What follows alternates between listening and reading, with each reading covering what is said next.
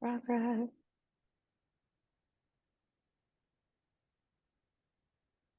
Oh, they're in the waiting room.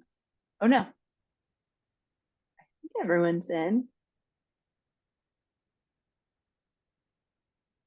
Hi, everyone. If someone could just raise their hand or pop in the chat and say that, all right, Catherine has so graciously confirmed that you can hear me. Amazing. I'm just going to give it another 30 seconds or so while people come in, but really glad that you all came so promptly on time. For anyone who hasn't um, attended an Audience View webinar before, hello, my name is Casey Thomas. I'm our public relations and brand content specialist here at Audience View. I've had the pleasure of starting and running these industry expert webinars that have been really fun for me as someone who only got into the ticketing industry in April of last year. I'm learning a lot in these alongside others. And I'm really glad today we have Sean Kelly here with us.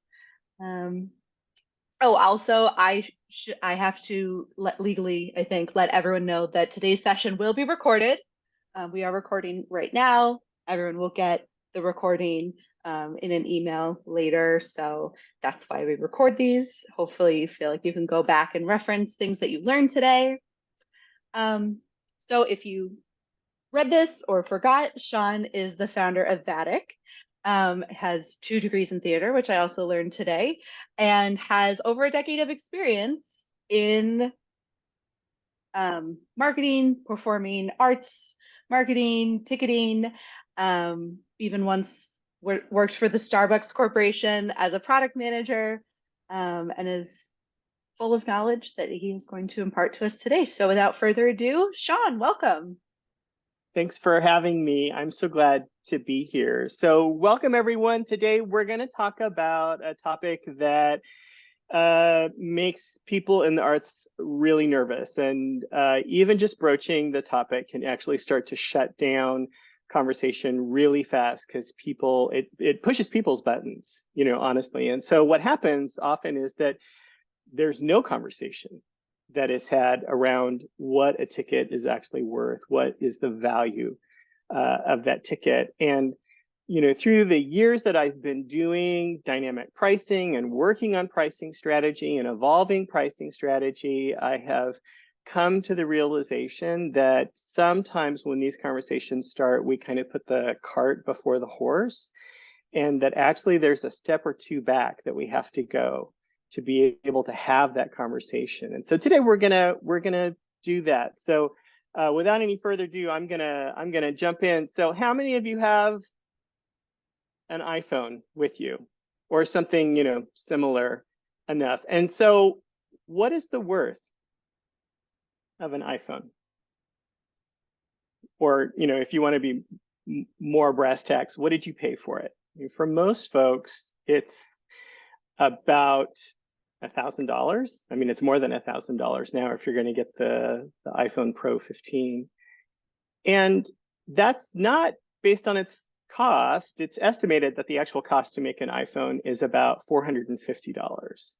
And so what's that difference? Why is there that difference? Well, again, if you ask folks, well, why did you spend $1,000, right?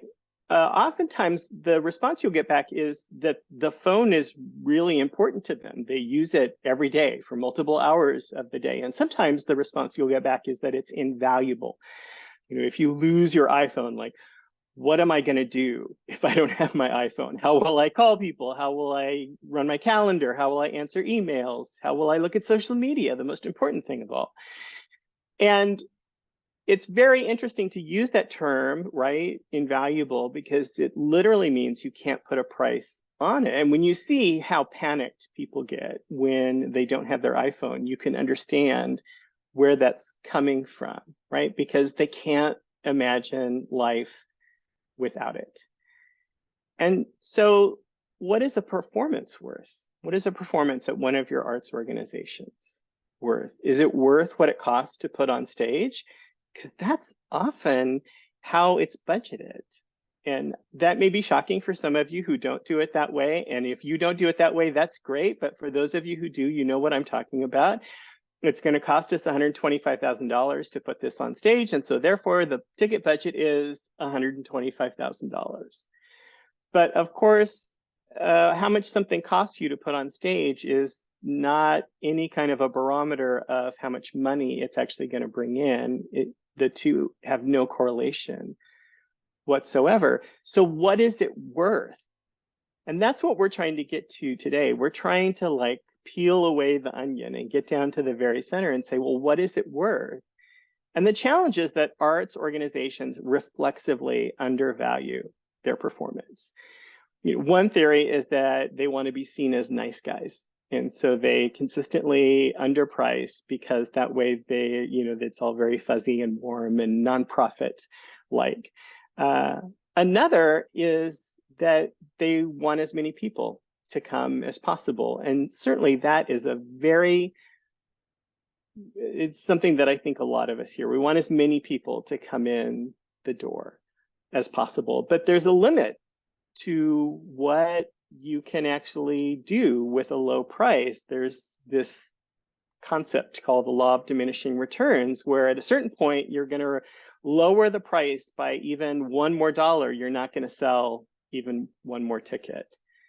And so how do we know? How do we know what that low price is? And to that point, how do arts organizations set any of their prices? What is the criteria? How are they doing that?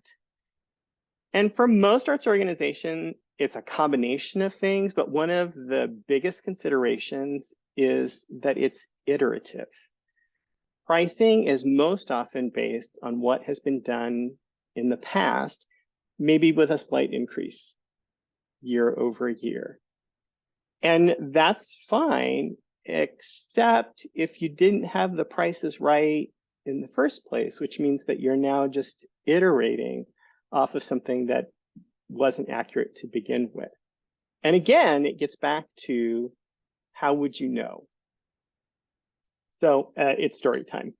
Back in 2019, when Vatic started working with the New York Philharmonic, as part of that onboarding process, I asked them what the highest price ticket they had ever charged for. And they said it was $175. And I said, oh, okay, well, why $175? And they said they felt like that's what the market could bear. And I said, okay, well, Hamilton is literally just a couple of blocks away. And their highest price ticket is in the 900s. And I'm not saying that the New York Philharmonic should be charging in the 900s for some of its tickets. And I'm not saying they shouldn't be charging in the 900s for some of their tickets, but somewhere between 175 and 900, there's room to grow. And so we started working with them. We started working on Messiah. It went very well. The top ticket price for the Saturday performance, which was a sellout performance and continues to this day to sell out every year, went north of $250. So immediately there was a learning about, okay, this thing that we thought was this barrier, the most that the market could bear, actually isn't accurate. And they started to apply that lesson to future concerts in the remainder of the season. There was a concert weekend with Dudamel, who's their newly appointed incoming music director. And so they set higher prices for Dudamel. And so they were on this journey of like trying to figure out, well, what is the true value of our tickets? Where are we headed? And then COVID hit. And so everything stopped. But a little bit more than a year later, in the spring of 2021, New York Phil returned to performance, and they were not going to be in their venue because Geffen Hall was being renovated. It was having a gut renovation from the ground up.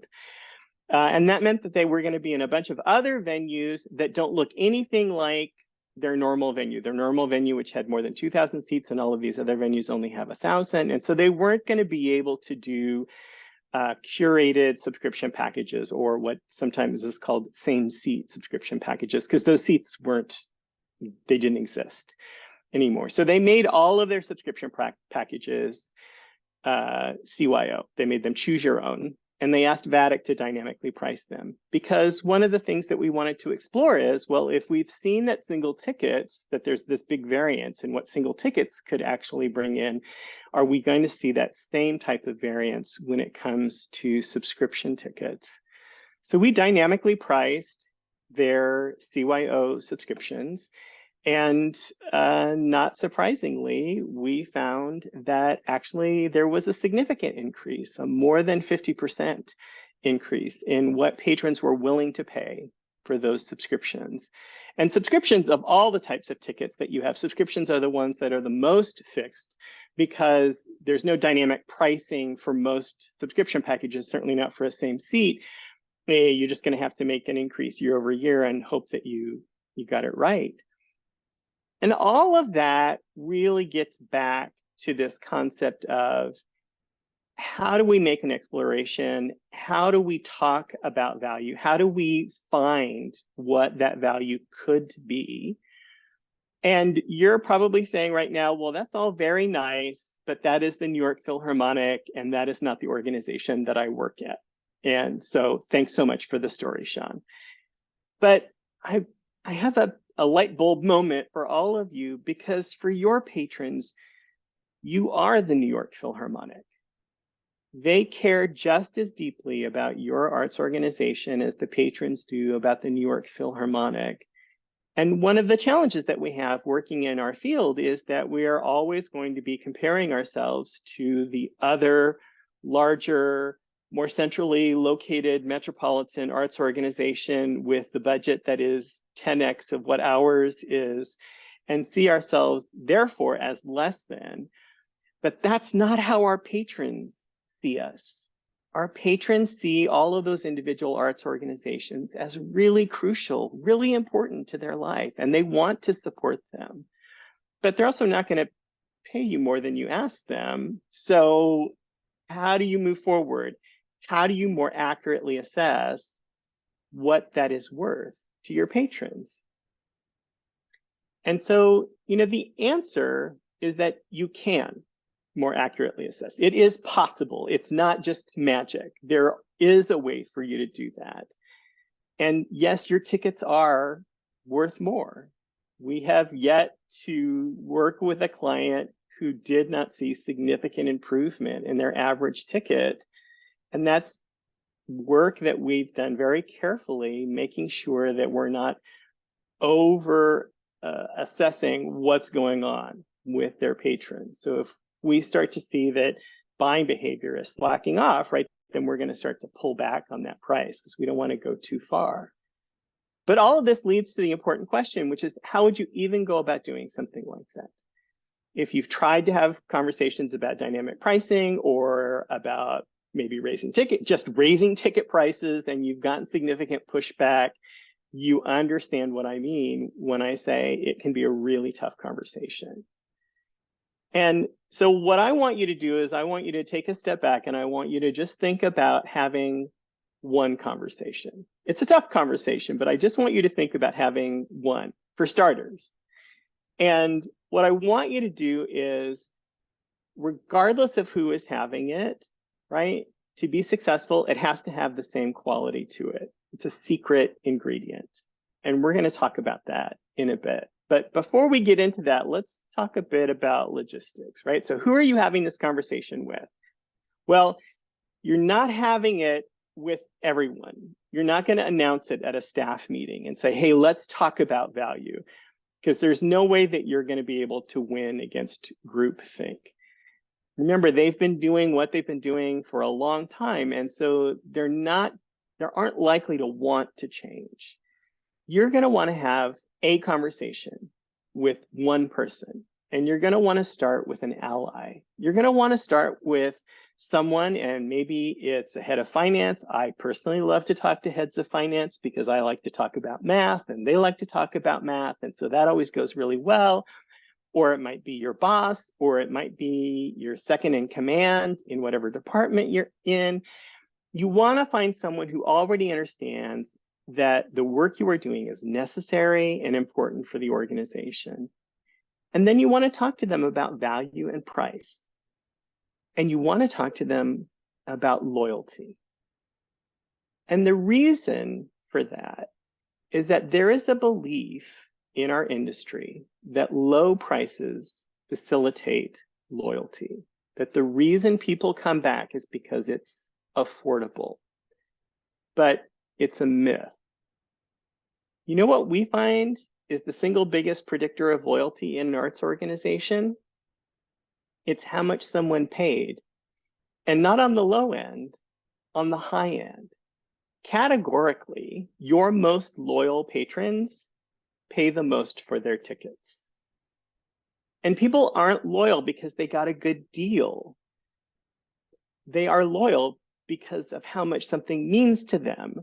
You know, the pumpkin spice latte didn't become the fall juggernaut that it is because of its affordability.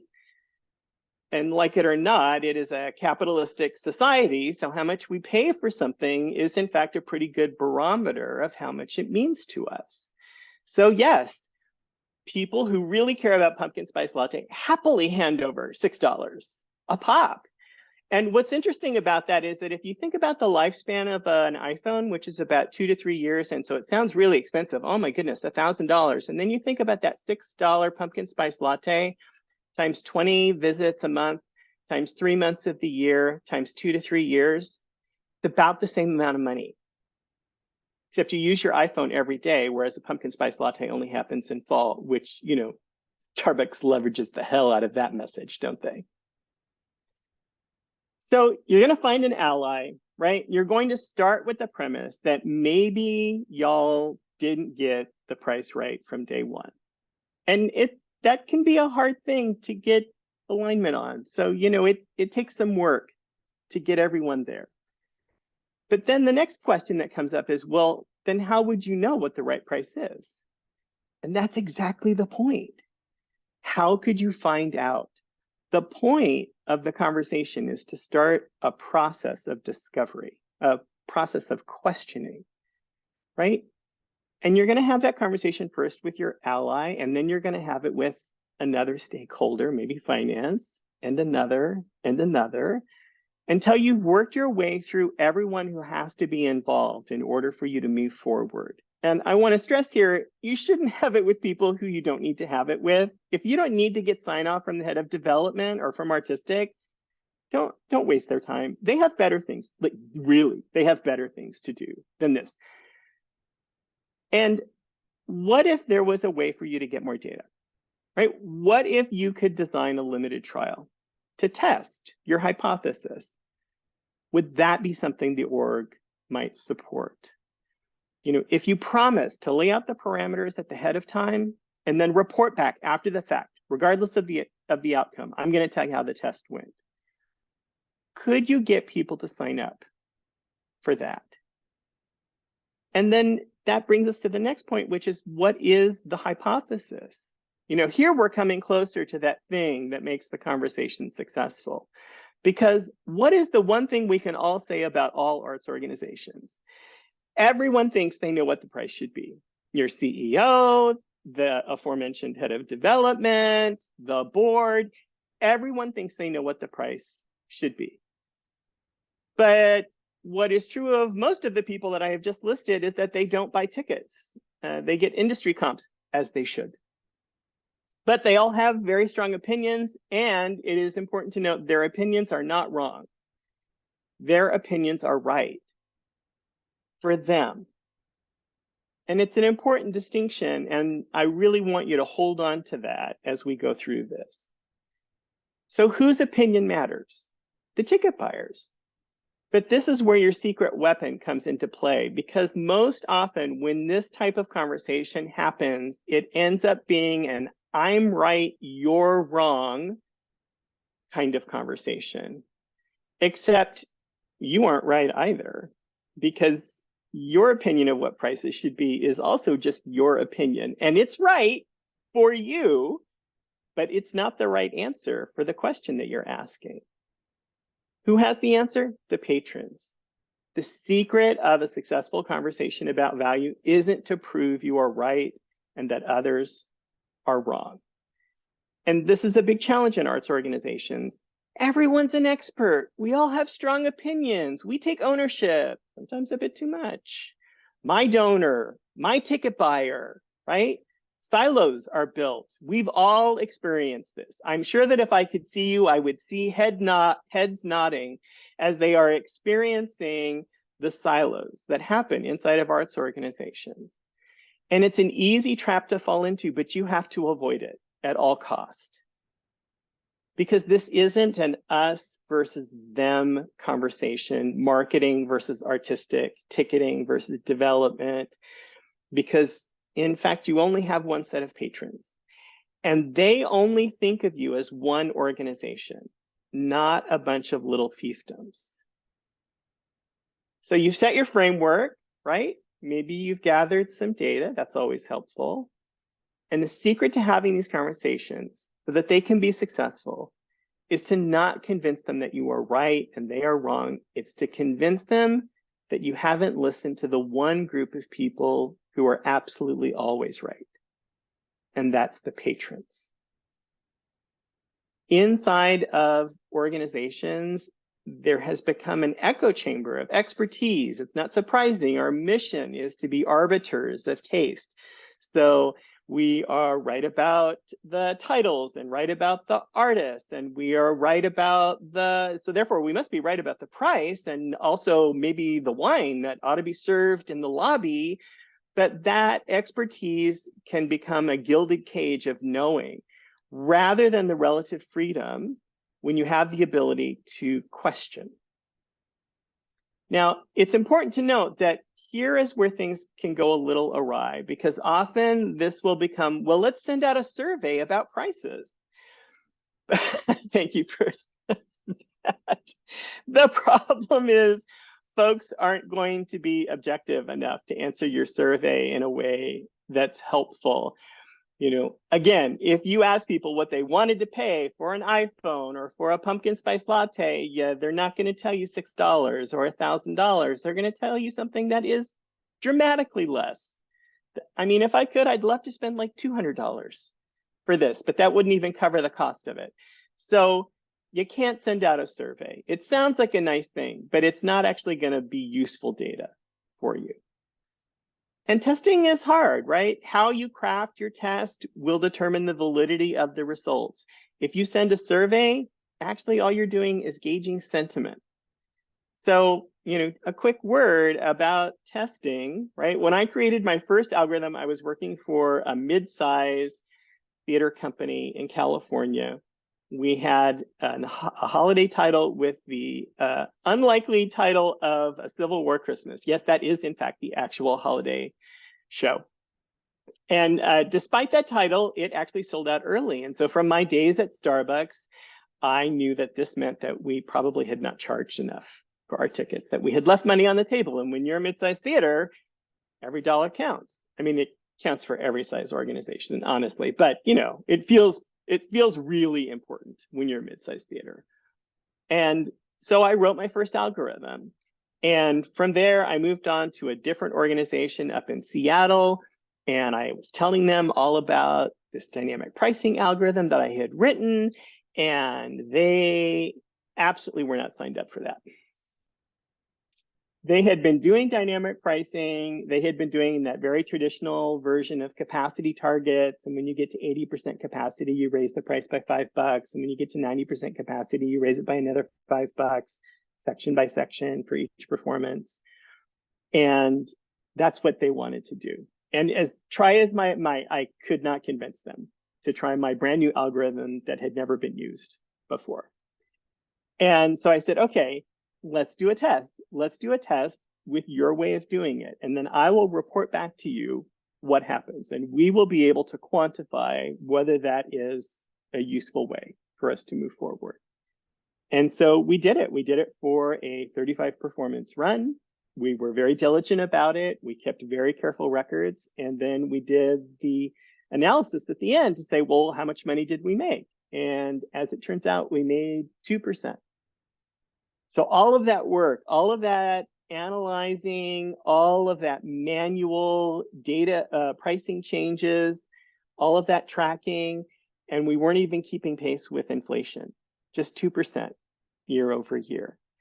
And when I was able to go back to them and show them that data, that was when I was able to say, okay, now will you try my algorithm? And they were like, yeah, maybe it'll do better than 2%. And as it turns out, it did about 10%.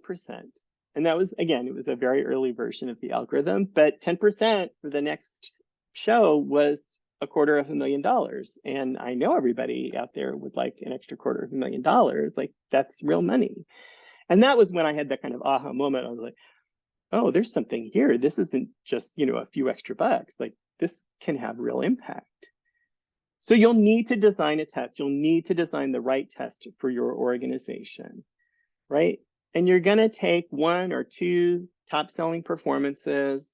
You're going to want to set what those parameters are and how you're going to move its prices. And you're going to want to communicate those up front so nobody's surprised about what's happening, right? I may be getting ahead of us, but do you mind if I ask a question? Yes, I love it. So when that happened, ran the algorithm, the prices went up, but kept up with inflation at least. What was the response from patrons? Was there a noticeable pushback? Did the regulars reach out and say, what's going on here? Or did it just quietly fly? So I'll expand it to our entire universe of clients, right? So there are times when we will come into an organization that has never done dynamic pricing. And so there will be people who will call up and say, oh my goodness, I have never paid more than $55 for a ticket. How can I possibly pay whatever the price is at that point? But that is very rare. On average, it's about 2 complaints per organization. Most folks are pretty clear about dynamic pricing, how it works. They've bought airline tickets, they've bought hotels. They understand what's going on. They catch up really fast, much faster than we give them credit for. So that doesn't mean that there's like no pushback, but in general, it is a very tiny percentage of the total population of buyers. All right. So anyway, you're going to have these blockbusters. You're going to know that either they're going to sell out or they're going to demand a higher price. And you're going to say, let's do some dynamic pricing on them and see what's happened so that we can get real data. Because part of what you're trying to do is you're trying to say, well, normally when we would have had Harry Potter, it would have sold for blank average ticket price. And then we did this dynamic pricing test because this crazy guy in a pink shirt said that I could do it. And now the average ticket is this. It's 10% higher or 15% higher. And that immediately starts to tell you that there's room, there's opportunity there for you when you're dealing with your patrons and putting prices in front of them. And as one of my colleagues said, who just started doing dynamic pricing for the first time at a children's theater, which is a very challenging environment to do dynamic pricing because there's this idea that it's more family orientated. And so you couldn't possibly charge more than $20 or whatever. And she said, yeah, but we're going to get through that first performance. And once they see all the money rolling in, then they're going to be fine with dynamic pricing. And that in general is actually how it works. So there's something really important that's going to happen along the way. And I think it's just as important as the results you might get from the test. And that is, you're going to start to open up a dialogue in the organization. And that dialogue is, by its nature, going to cause some friction. But friction isn't necessarily a bad thing if you can manage it as it's going along, if you don't allow it to just completely combust. But it's also going to bring up all of the reasons why the organization hasn't had these conversations before. And that's just as important as anything else that happens, because honest conversations about what's getting in our way are critical for arts organizations to be able to move forward. And especially right now, things are super challenging. There are lots of organizations across North America who have laid off a full season because they can't get their finances in order. And I'm not saying that dynamic pricing can solve all of those problems, but it can be part of a solution for arts organizations. But again, you have to be willing to talk about it. And something else can happen. And that is, as we start to really look at the value of the art on stage, what does it mean to our patrons, right? Because ultimately, they're who we're doing it for. We're not doing it as a self-reflective process. We're doing it for our patrons. We actually start to understand our own value. Indeed, the value of all of the individuals inside of the organization. The conversations we are having aren't just about, can we charge more money? They're about worth. Everyone who is on this call today is worth so much more. But as nonprofits, we have become used to a mindset of less than. So to close out our chat today, and then we'll open it up for questions, I just want you for a few moments to let in just how valuable you are. I would even say that you are invaluable. Certainly the institutional knowledge you hold is in fact invaluable. But as long as we live under a mindset of less than, if we can't recognize the true value we have for our patrons, then we can't recognize our own true value in the organization. And organizations will continue to be understaffed and underpaid and undervalued. So just for a moment, I want you to close your eyes and think about the work you have done this past year. Think about the strides you've made for your organization as it continues to rebuild coming out of the pandemic. This, about that value, right? About that value that you've added. And not just your value, but of your colleagues as well. How much hard work and care goes into the work you do. The value is represented not just on stage, but in every interaction, in every ad or social media post, in every postcard you send out, in every ticket you print. This is the value of the organization, this intricate web of community that you create, and you are an integral part of it. And that is worth more. Wow. I didn't know that our webinar would end up having a affirmation section, but You can all use an affirmation I section. hope that all of our attendees right now are having the same feeling that I am. As someone who grew up on regional, yes, Mandy, thank you for sharing the love. Arts organizations are I'm biased, but I am too, and that's why I work in the industry. Exactly.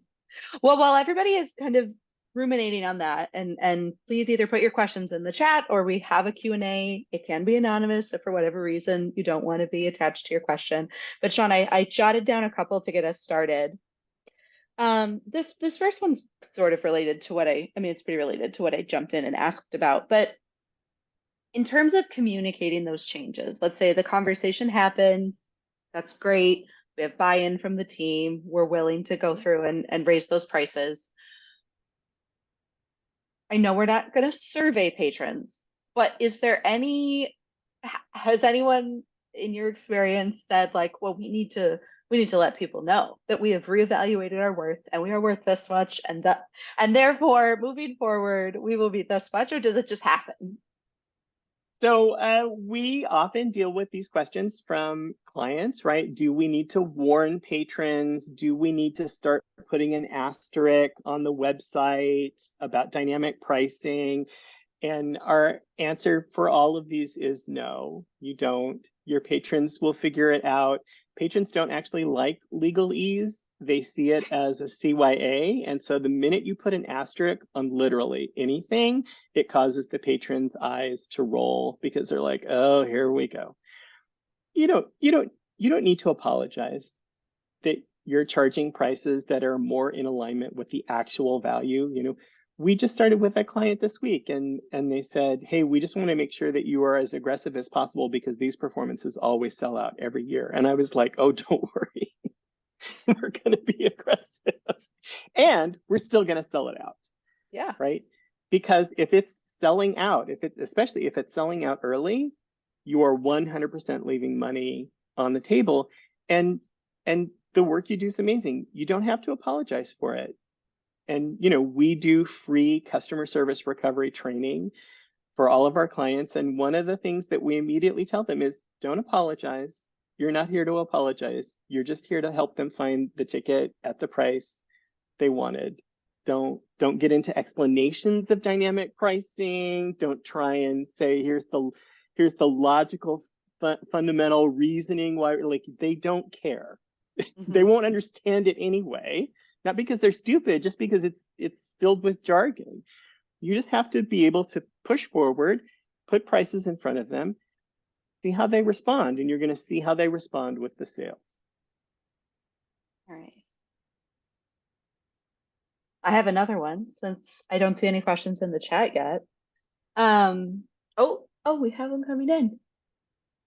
All right, thanks, Pamela. Sean, I don't know if you can see this, so I'll read it out loud. I feel we're priced okay. Our community is the poorest area of the city. Our prices don't equal our neighbors' prices, and we don't want to change our prices, but feel we need to look at pricing. So how we approach this. I think that's a really interesting thing, and we run into this quite a bit when we're working with inner city clients.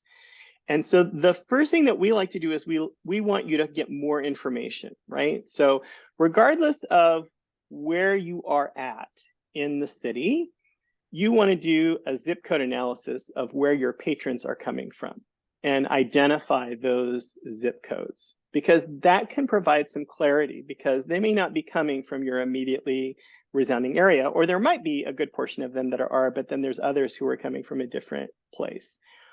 And then you want to be able to separate those out and say, well, which of these are subscribers? Which of these are donors? Which of these are single ticket buyers? And that starts to give you opportunities to not necessarily wholesale change all of your prices, but if you find that, oh, well, the subscribers tend to come from more outlying, wealthier areas, well, then we have more room to grow pricing on subscription while maintaining lower ticket prices for those patrons who tend to come from our closer neighborhood. And I think you probably understand where I'm going with that. Like, you want to start to separate out all of these details rather than just saying, well, we are located in this zip code, and so therefore our price is blank. And then the other thing that you can do that's a really easy fix, but immediately starts to gain traction for you, is if you're charging $25, you should be charging $29. Patrons are going to treat $29 ticket exactly the same as a $25 ticket. You might as well get that extra $4. It's an extra 15%. It's significant. It adds up in the grand scheme of things. So there's definitely things that you can do that can impact that. Thanks. I hope that helped, Pamela. I do apologize. I missed one above Pamela's, so I'll read this one. Our org has many branches: learning, development, performing arts center, and a museum, among many more. Our museum hasn't charged for years and is to a point where we do charge admissions, and now we do pay what you wish for 1 day a week. So people can name their price or not pay anything at all. Would you find it a good idea to create a minimum pay what you wish model for those that are making a dollar donation? Some people from our team are hesitant, saying that that isn't pay what you wish and are scared we won't have as many donations. Right. So, wow, there's a lot to unpack there. So the first thing I want to tell you is that you need to follow a woman named Colleen Dillenschneider. Colleen is an amazing analyst, and she works specifically in the world of museums, and she has a lot to say about pay what you will and charging free, et cetera. And one of the things that she talks about is there is an idea that charging lower admission prices actually increases donations, but in fact, when you look at a broad enough set of data, that's not actually true. Now, I don't work in the world of museums. I work in the world of theater, and symphony and opera. And the thing that we know is a fact there is that the more people pay for their tickets, the more likely they are to donate. So it becomes a kind of thing about capacity. Like if you have the capacity to buy a better ticket, then you have the capacity to also donate. So I'm not saying that that's 100% true for your organization. I haven't seen your data, but it's worth challenging those underlying assumptions to be able to move forward. And then the last thing that I'm going to tell you is there's actually been a lot of work around pay what you will, and where those programs are headed isn't pay what you will, but it's more like pay what you can. Like there's they give you set dollar amounts and they let you choose one of them. And so like the lowest dollar amount is like $1 or $5 or whatever, but they give you these amounts and they have you lock into those. And that's definitely where things have been headed, rather than I'm just going to figure out what I want and write that in itself. And so again, there's lots of articles online about that. And so that's worth looking into. And then the last thing I would say about pay what you will is it's important that you are doing a lot of analytics on that work, that you're gathering customer data and that you're doing analytics on it, because if you're having the same patrons come, but they're just paying you less, that's not the point. The point of pay what you will is that you're getting more people in, and specifically that you're getting more people in from certain demographies who might otherwise feel like they couldn't attend with a higher price. So you've got to have data to actually like bear that out and prove that that's actually true. And that's a significant amount of work. I'm not trying to make it sound like that's easy. I'm just going to make that happen. But if you're not doing that work, then you're doing something that sounds good, but you don't actually have the data to support that as a practice. And so it may not actually be giving you the result that you think it is. All right. I'm curious how high some of those things go. I'm going to have to look into that. With the thresholds, rather. All right. Another question here. Is there a demand threshold that needs to be met before embarking on dynamic pricing? That's a fantastic question. And it's the first time I've ever gotten it. And so you get a gold star, whoever you are. So there is not. So at Vatic, we don't use capacity targets. We think capacity targets are kind of silly, because if your first price increase doesn't happen until you're 70%, but the vast majority of arts organizations, their average capacity is in fact 75%, that means that at least half of your performances are seeing no price increases at all, and half of them are seeing maybe one. So what we look at is we look at a trend line, right? So you know you've got a goal that you've got to hit, and you have all this historical data, and so you can actually compile that and create a trend line that says our buyers buy in this particular pattern, and that usually looks something like a hockey stick, right? And you can then overlay the actual sales data over the model, and you can say, oh, we literally only had a day of sales and we're already ahead. And so what does that tell you? Well, it tells you that literally on day one, you could do a price increase, a small one, like 5%, but you could do a price increase. You're already ahead of the game. And then guess what? If you do it if you go into day two and you're still ahead of the game, you could do another one. And you could keep tracking that based on how are you working against that trend line. And that would actually give you a very solid result.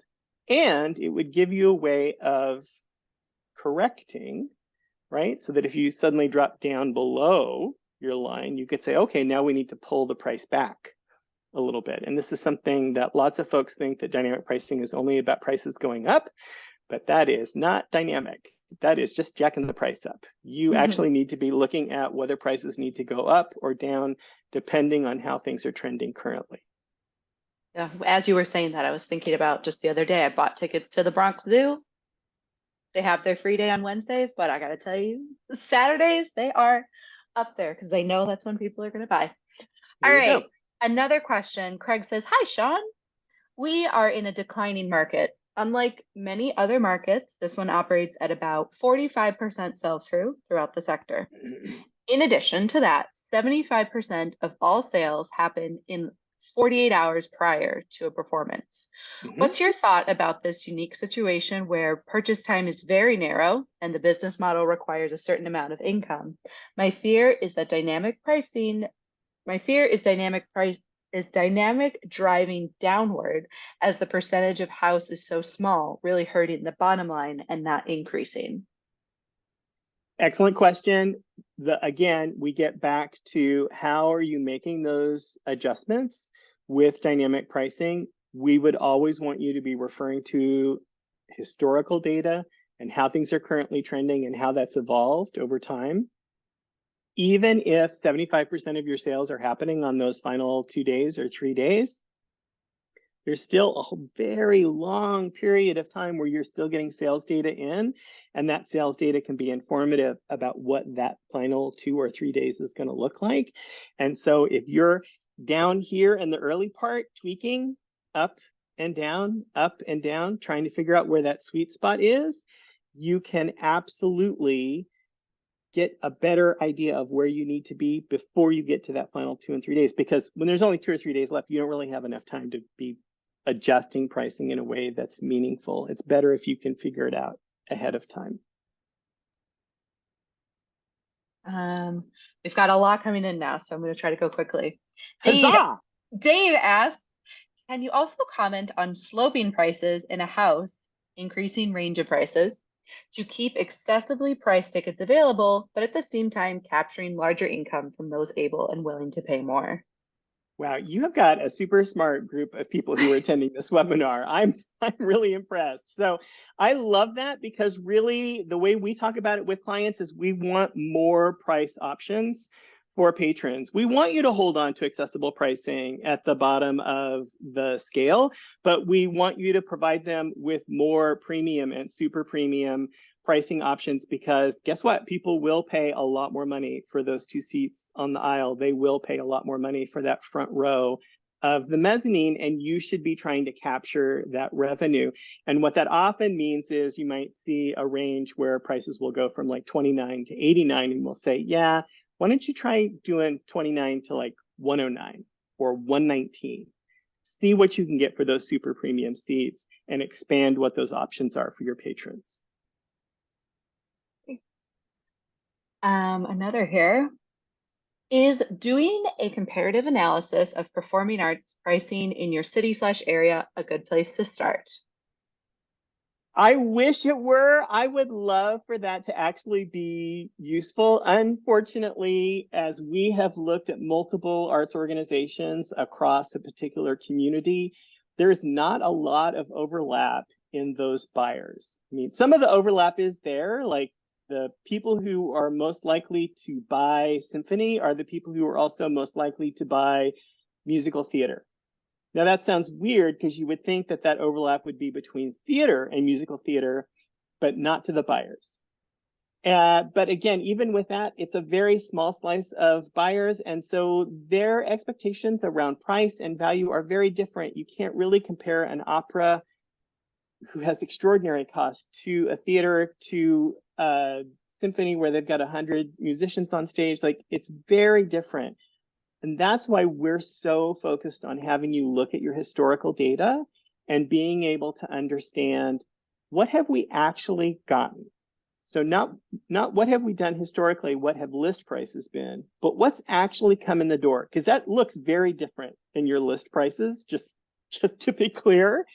And understanding that is the most valuable thing you can do because then you can iterate from there. You can say, okay, well, if we've gotten blank, then maybe we could try and get to X. Mm-hmm. Mm-hmm. I'm going to throw in another one.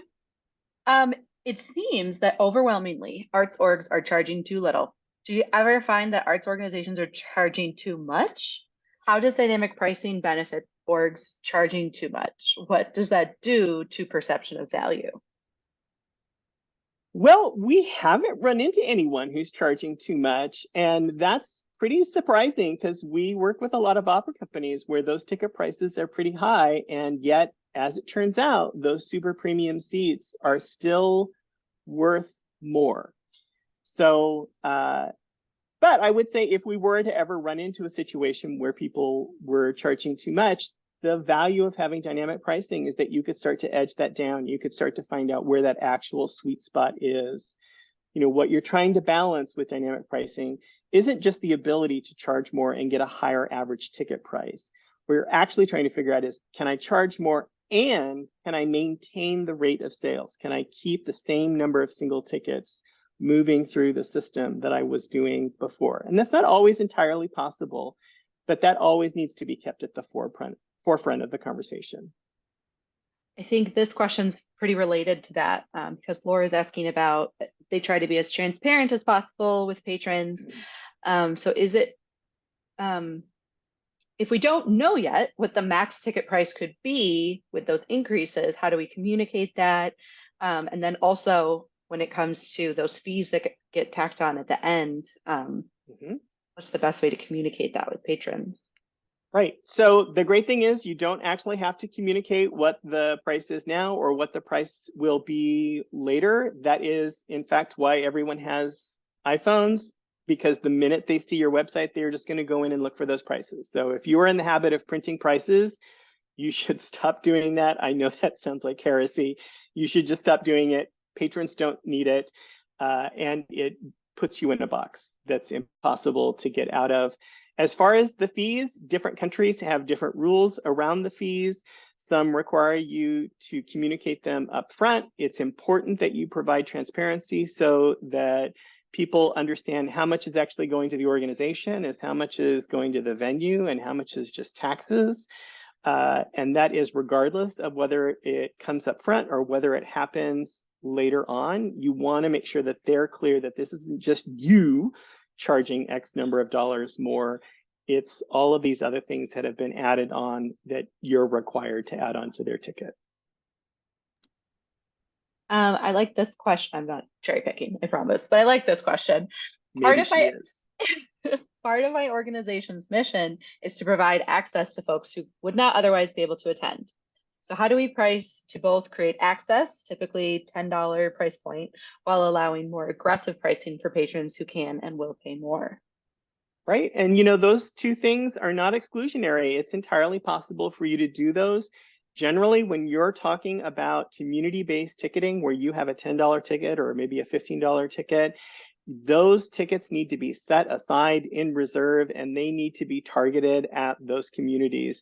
And that means working within the communities to make sure they understand that those tickets are available for them, because you don't want those tickets to just be this thing that you tell the board you do, right? And it's there. You want them to actually get utilized.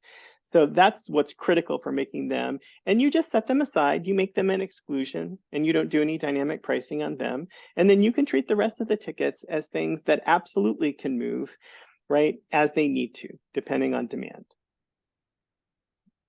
We have two different questions that both have to do with ticket buying timing. So I'm trying to combine them for the sake of time. But in these situations, so you know what? I'll just read them separately because it may end up being different. Because in one of these, they don't have assigned seating, and one is more okay. So let's say I'm in the box office and somebody's calling very close to performance time, buying last minute. We have different discounts set up, so I will often give them what I can to offer, even though I'd like them to pay in full. But when we have performances that aren't selling well, we want butts and seats over the money. My question is there a better way to navigate this situation with our pricing? Oh, that's an awesome question. And there's such a great answer for you. So someone calls at the last minute, they're trying to buy a ticket. You tell them what the top ticket price is and they go, right? You hear them kind of gulp, right? And there's a really easy way for you to solve this, which is to just say, well, what were you expecting to pay? Most people won't be jerks. Most people will tell you an honest expectation of what they were expecting to pay, and then go in and either find that ticket price in the scale or find the discount that's going to align with that, or something that's close to it. Say, hey, listen, I've looked really hard. The best you said $45. The best I can do, we've got a $49 ticket. Would that work for you? They're absolutely going to say yes. You've done 100% the best customer service ever, because you asked them the thing that no one ever bothers to ask them, but that they really would like you to ask, which is just, well, what were you expecting to pay? Like they called you, they had an idea in their head, and then you said 179, and they were like, oh my God, I can't go. Great. What were you expecting to pay? And then find that ticket for them. All right, so this one is similar, but what would you advise for theaters that have rush seating and we do not have numbered seats or sections? I as far as dynamically pricing the rush seating, I would not recommend doing that. I think rush seating should just be a flat fee, and it should be about filling empty seats. That's I think I don't know. I'm not sure what else to tell you there. I apologize. Maybe I didn't understand your question. Um, all right, this one says we're a film festival that has pay what you can for tickets at various recommended levels, but we exclusively do a seat yourself model because we're in multiple venues all the time. We also have pass holders at various price points that have access to the theater before the ticket buyers as a premium benefit. How might we go about shifting our ticket prices while having limited ways to provide additional benefits? Right. So you're already providing some of those benefits, right? Those people who get early access because they're pass holders, right? One of the things that folks forget is that your subscribers, your members, your pass holders, they are your least price sensitive patrons because they're already in it to win it, right? They're buying multiple tickets every year. And so you have more room to grow prices with them. And honestly, for a film festival, you don't actually have to push that hard on prices to actually start to bring in a significant benefit. So again, if you're charging 15 bucks for a ticket and you move it up to 19, that's a huge improvement for the organization. And I'm not saying that you necessarily do that all in one fell swoop, but it's definitely something to think about and a goal to try and achieve as you move down the road. I'm gonna have to personally ask a follow-up question in terms, I was thinking about that question about rush seating, rush tickets.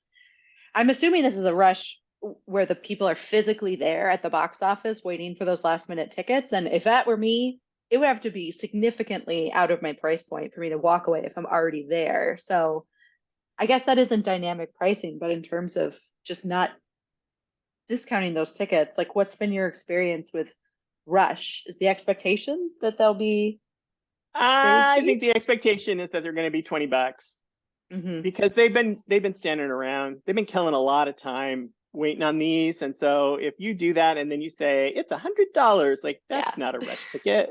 That's you've been held hostage. You know, if you want to make more money Fair. off of those tickets, then don't do rush tickets. Fair. All right, last one because we are almost out of time. Shauna asks, what do you recommend for events that are just general admission for all tickets?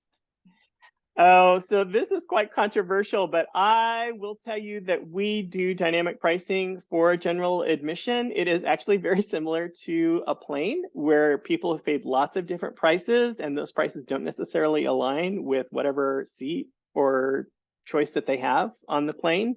It's just what could they sell them for. So it is possible to do dynamic pricing with general admission. That's entirely up to organizations and whether they feel like that is something they want to do, but it is possible. All right, I lied. We may have, if we have time to answer one more. Do you believe patrons are likely to respond negatively to a rounded price, for example, $50? No, I think patrons absolutely respond negatively to an unrounded price. They don't want to see decimals hanging out. I know that there's lots of folks out there who really believe that all prices should end in a 5 or a 0. That's just horse hockey. That has nothing to do with effective pricing. I like prices if it's just going to be a flat price and it's not going to be dynamically priced. I like prices that end in 9 because there's a lot of scientific data that shows that people treat 9s differently. They treat 19 significantly differently than they do 20, and so on. But I don't think they need to end in a 0 or a 5. They need to end in whatever number they need to end for you. Right. Well, this has been really great. I'm so excited that there was so much participation. Thank you everyone for your questions and for participating. And if we didn't have time to get to your question, I encourage you to reach out to Sean. Maybe I'm volunteering him, but I'm sure you can No, find him on please social or find just me reach out. on find me on LinkedIn, Sean Kelly Vatic. I'm on LinkedIn. I always love folks to ask me questions. So please reach out if you have any questions. I've had such a great time. Thank you so much, Casey, for having me. It's been a blast. Here. What a Yeah. smart group of people you've had. Well, thanks again. And of course, thank you all for being here. And we'll see you at the next webinar. Bye-bye.